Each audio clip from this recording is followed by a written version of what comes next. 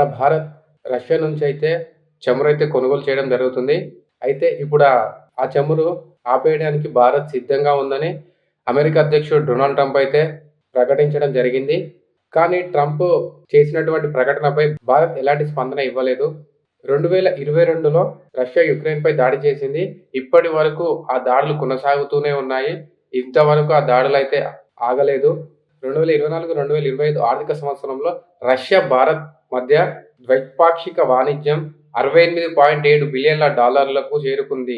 అందులో రష్యా నుంచి భారత్ కొనుగోలు చేసిన ముడి చమురు విలువ $52.73 మిలియన్లకు చేరుకుంది. అయితే భారత్ రష్యా నుంచి చమురు కొనుగోలు దిగుమతి చేసుకోవడానికి భారత్ ఆపివేసిందని ప్రస్తుతం ట్రంప్ అయితే చెప్పడం జరిగింది. ఇదే నిజమైతే భారత్ రష్యా మధ్య ద్వైపాక్షిక వాణిజ్యం $20 బిలియన్ల కంటే తక్కువ పడిపోతుంది. అయితే 2025 ఏప్రిల్, నవంబర్ మధ్య రష్యా నుంచి భారత్ చమురు దిగుమతి గత ఏడాదితో పోలిస్తే దాదాపు 13% అయితే తగ్గడం జరిగింది. అయితే అమెరికా భారత్పై విధించిన 25% అదనపు సుంకం భారతదేశానికి భారంగా మారింది. అయితే భారత్కు కావాల్సింది చౌకైన రష్యన్ చమురు. అయితే 2024, 2025 రష్యాతో $60 బిలియన్ల వాణిజ్య లోటును ఎదుర్కొనడం జరిగింది. అయితే చైనాతో $100 బిలియన్ల వాణిజ్య లోటు. దాని తర్వాత ఇది భారతదేశానికి రెండో అతిపెద్ద వాణిజ్య లోటు అయితే చోటు చేసుకుంది. చైనాతో $100 బిలియన్ల వాణిజ్య లోటు తర్వాత ఇది భారతదేశానికి రెండో అతిపెద్ద వాణిజ్య లోటుగా చోటు చేసుకోవడం జరిగింది.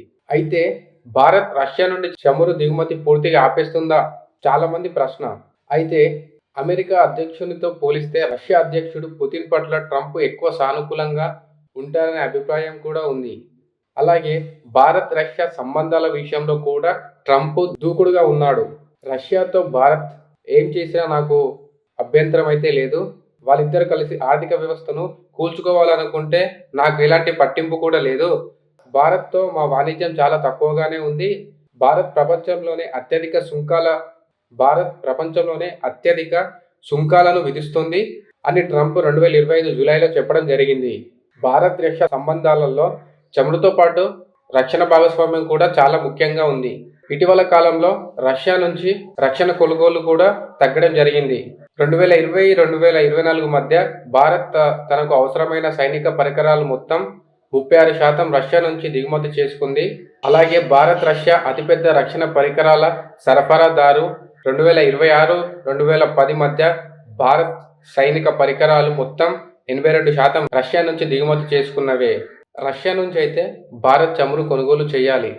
ఎందుకంటే రష్యాకు చాలా అవసరం మనం కొనుగోలు చేయడం.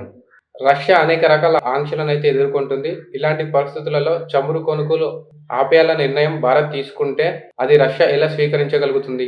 రష్యా నుంచి భారత్ చమురును దిగుమతి నిలిపివేస్తున్నట్లయితే భారత్ ఇంకా ప్రకటించలేదు.